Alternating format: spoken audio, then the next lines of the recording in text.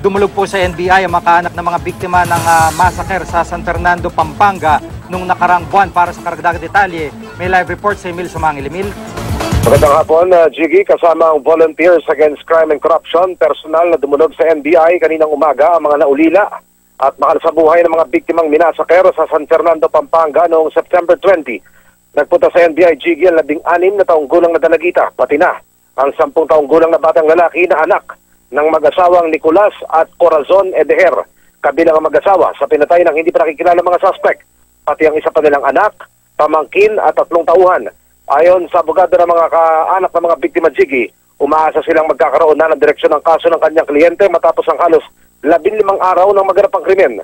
Tinitignan una ng NBI kung ano ang motibo sa krimen, personal na alitan ba o kung may kinalaman ba sa negosyong pagpapautang at fish trading ang krimen.